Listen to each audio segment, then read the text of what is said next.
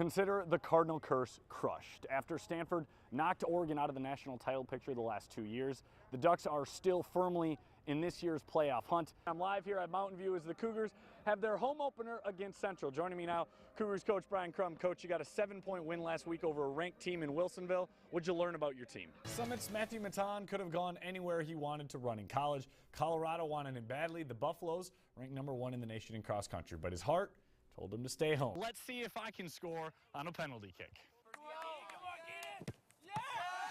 With the offense stuck in neutral for the first quarter and a half, the defense shut out Arizona in the first half. And when the offense came alive, it was good night after that. Around 2:30 this afternoon, Twitter was going crazy with news of a major surprise regarding a Big Ten head coach. Last year, Joel Scotty played in all 13 games as a true freshman for Oregon State, mainly on special teams, as he recorded 7 tackles and forced 1 fumble.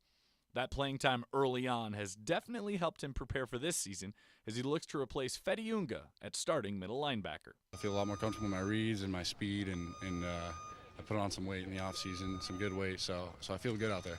The biggest difference between high school and college football players say is the speed of the game, and that's where Joel knows having a year under his belt helps him the most. When I was first out here, everything's happening so fast. You got to read, you got to remember what to do on each play, and now it's finally starting to slow down. I can see things better. Josh Williams was poised to be Joel's main competition for that starting spot, but he was kicked off the team for a violation of team rules before the start of fall camp.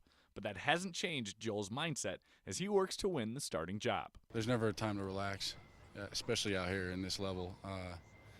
We're always competing. We're always trying to keep our job, so nothing's changed. Joel said he was too light to play middle linebacker last year, so he put on 15 pounds in the offseason in an effort to get faster and stronger. And he's impressed not only his fellow linebackers, but head coach Mike Riley as well. He's athletic. He's a big kid that can run and all that, but I think mostly I like his diligence. I think he's got great intentions. He's a hard worker. He cares. He's matured and he knows what he has to do, and he knows the big shoes that he has to fill with Feti being gone, so he stepped up to the plate. He's also really smart. He's really fast. He's got all the physical tools, but he's also got all the mental pieces that you need. He'll run through a brick wall if you tell him, so I know he'll do whatever it takes to get the job. With the first game only 17 days away on August 31st against Eastern Washington, Joel can't wait to run out of the tunnel as the starting man in the middle. I can see a couple days before that game a little butterflies, but those are good. So, I'm pretty confident going into the season right now. In the 120-year history of the Oregon football program, dating back to 1894, the Ducks have never produced a Heisman Trophy winner. You knew all of that would change tonight with Marcus Mariota. It was between him, Wisconsin running back Melvin Gordon, and Alabama wide receiver Amari Cooper for the award. And just like predicted, Mariota was the winner by a landslide. In fact, he had more than double the amount of votes as Gordon, the second-place finisher. He finished with 90.9% of the voting, the second highest percentage of all time, and was named on more than 95% of the ballots. That's the highest percentage ever. And something we haven't seen often, Mariota getting emotional talking about his upbringing in Hawaii. The Oregon basketball team has had opportunities to get good wins on their resume so far this year, but they have fallen to both VCU and Michigan. Another chance this afternoon in Chicago against Illinois. Let's head to the United Center. Time winding down in the first half. Joseph Young drops it off for Dylan Brooks. He lays it in. Oregon trailed by 4 at recess. Tied at 55 with under 10 minutes to play. Illinois' Rayvonte Rice steals the pass and takes it the other way for the bucket. He had a game-high 29. Wacky sequence here. Both teams turn it over. But on the Ducks' end, Young again on the assist, this time to Elgin Cook for the bucket. They take a 66-64 lead, and they would not trail after that. Brooks comes through in another big moment. The freshman knocks down the mid-range jumper, team-high 24 for him. Oregon gets the W, 77-70. New Oregon State football coach Gary Anderson taking in the basketball team's game against Mississippi State. How about the start for the Beavers? Great ball movement leads to a Jarmal Reed dunk. They go up 16-2, 13 off the bench for Reed. But the Bulldogs go on a 16-5 run led by guard Fred Thomas. He gets in the lane and drops this floater in. They're within 3. Time now winding down in the first half. Langston Morris Walker left alone in the corner. He splashes home that triple. They go up by 7 at recess.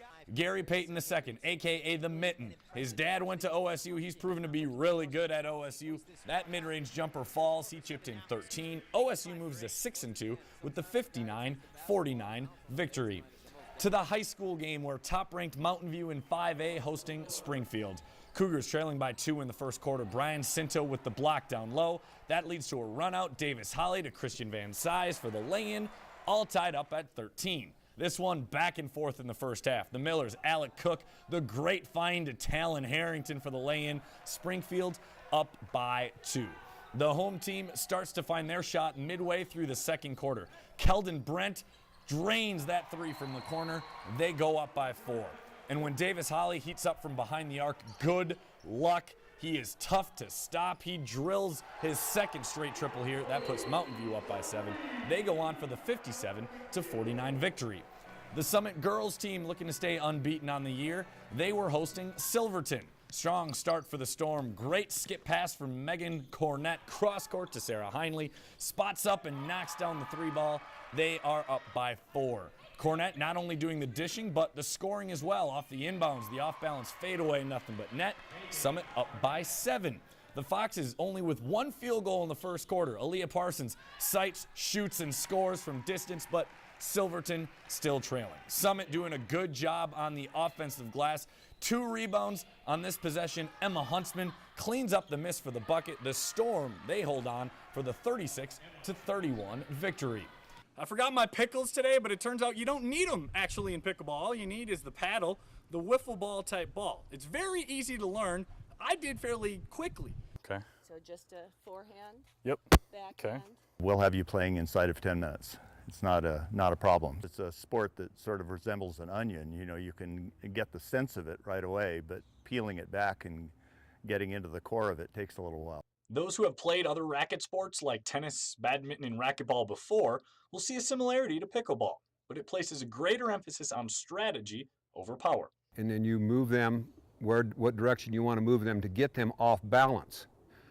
The game is if you get somebody off balance, you can normally take them out.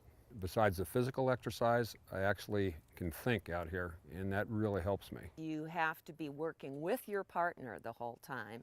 You can't have your own strategy and not have your partner be aware of what's going on. If you head to any court, it's unlikely you'll see husbands and wives playing together, and for good reason. You can get into some things that lead to what we call pickleball divorce, where husbands and wives don't play together anymore.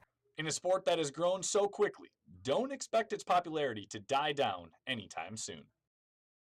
You get so addicted to it. If my wife would allow me to play 8 hours a day, I'd play 8 hours a day.